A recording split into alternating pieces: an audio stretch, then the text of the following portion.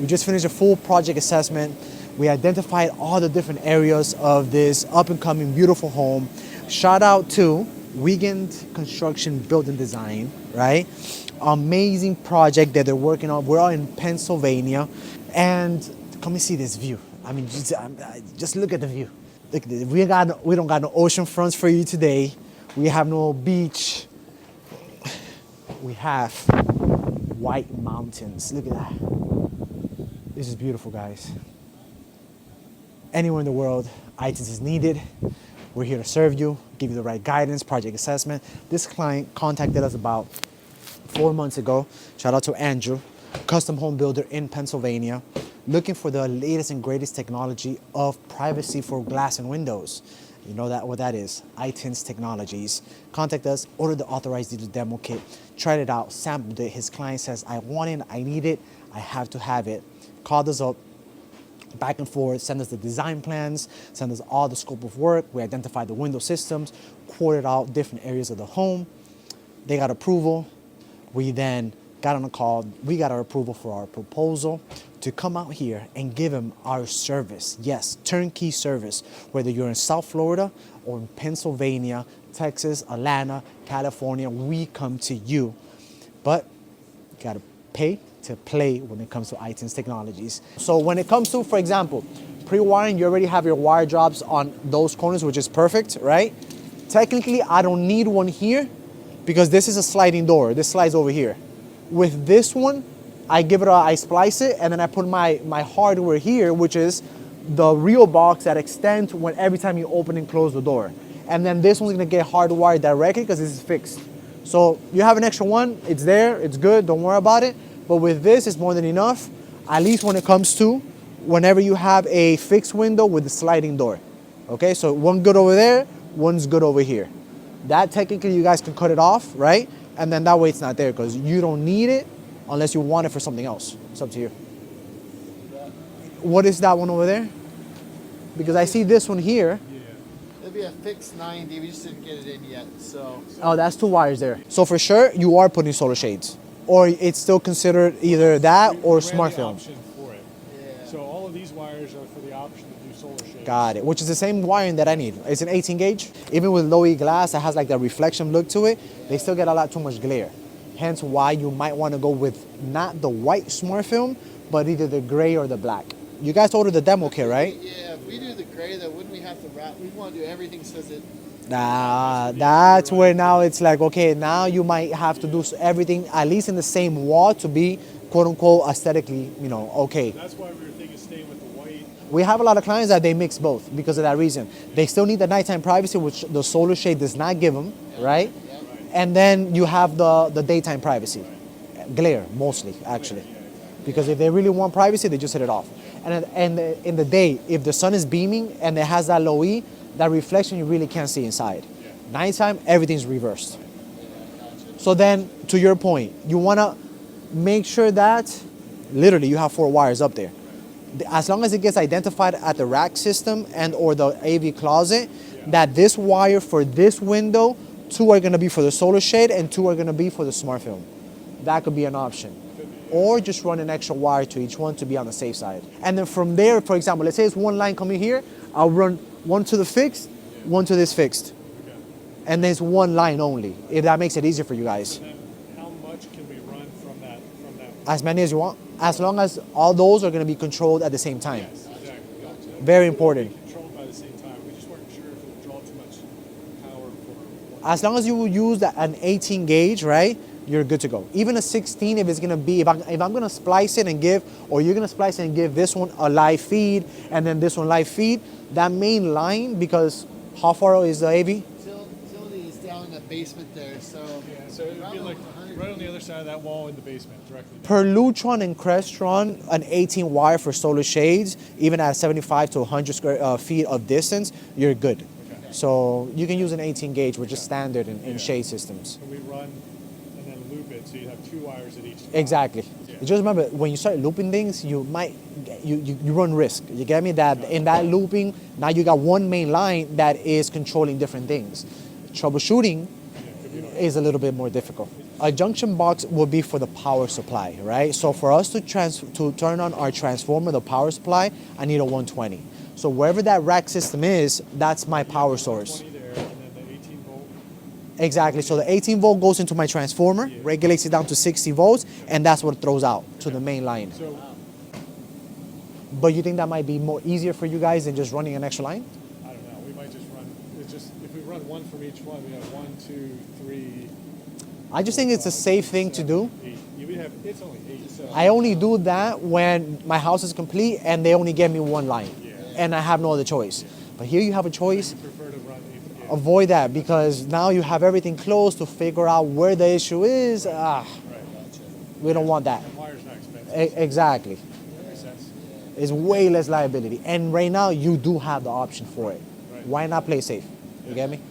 That's just my personal opinion. My buzz bar, my recommendation always, and this is after like 6 years of doing this, is that you should have no less than 1/3 of the width for your buzz bar than the height. But this is what, 60, 70 inches, and this is about 90 inches. My buzz bar is perfectly fine at my width. There's no issue. I don't need my buzz bar to go on a height. Now, for example, this one, yes. That buzz bar is only about 20, 30 inches. Look at the length of that. If I want to give it the best transparency possible, I either do buzz bar top and bottom, or just make it easier and put my buzz bar vertical, and now it powers my film super evenly. Yeah, I got you. So that's where I do, like when I get my measurements, that's where I determine everything. Like right now, for sure, just seeing it, this one needs it. This one as well, because that's only about 30, 40 inches, and this is about 90 something inches.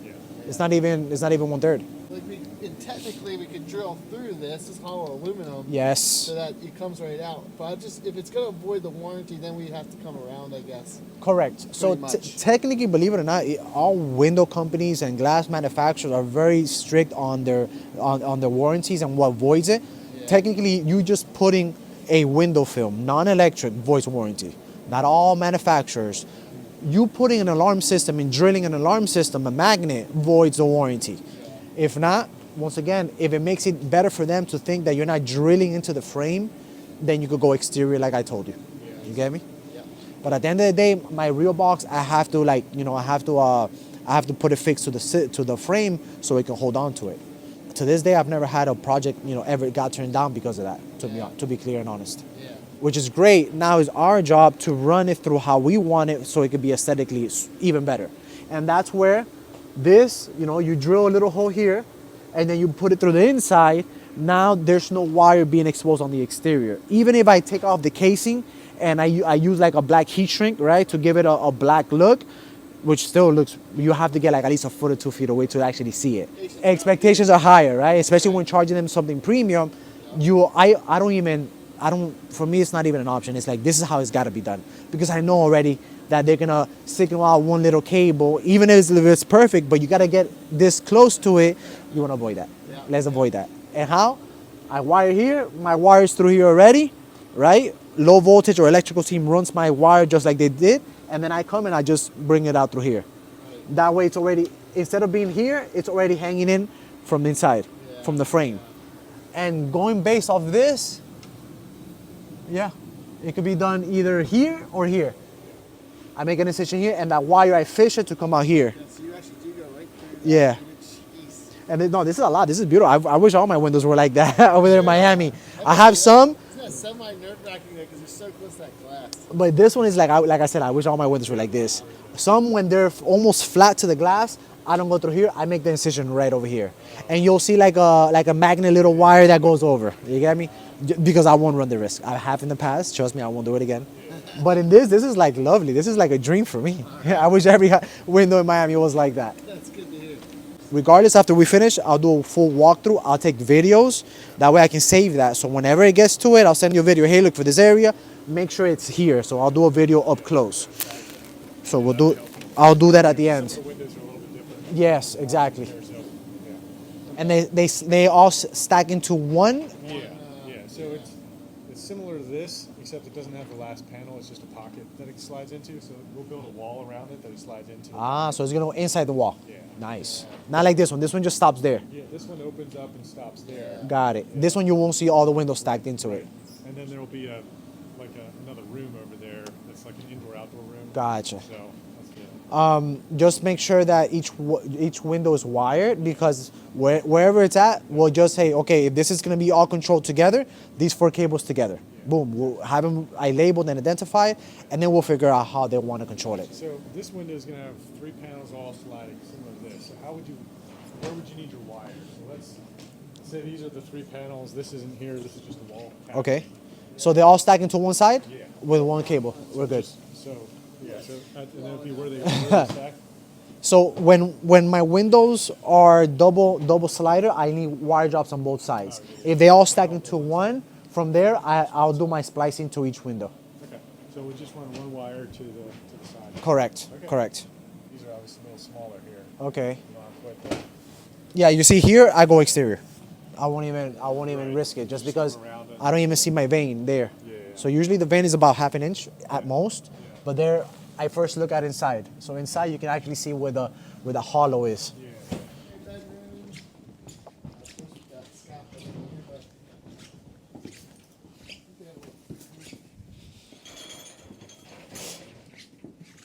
So this is the one. We don't have power yet, or we do have power? You do? All right, so I'm gonna give you an example of what is done from the bottom side, because it's the same thing as if it was the top side, right? So, all right, so, let me see, a little ladder. You want a little ladder? Well, that one, I think that one's good enough. Let me get that one. I'll pull this back up. Okay.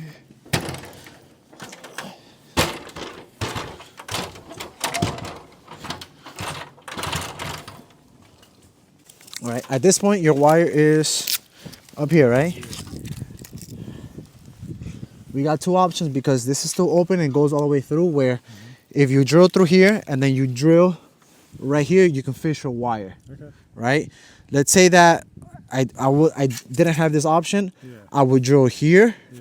It's easier for me to fish down, but then I'll still have to drill here to get it out through here. Okay.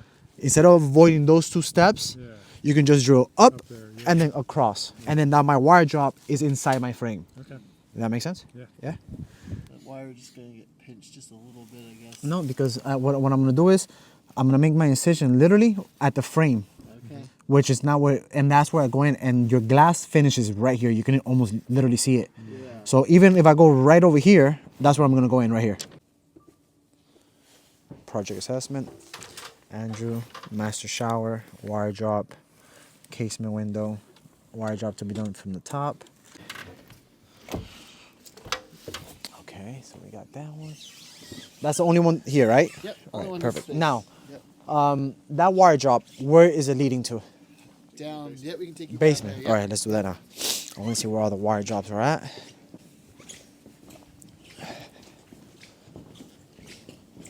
That's a big window.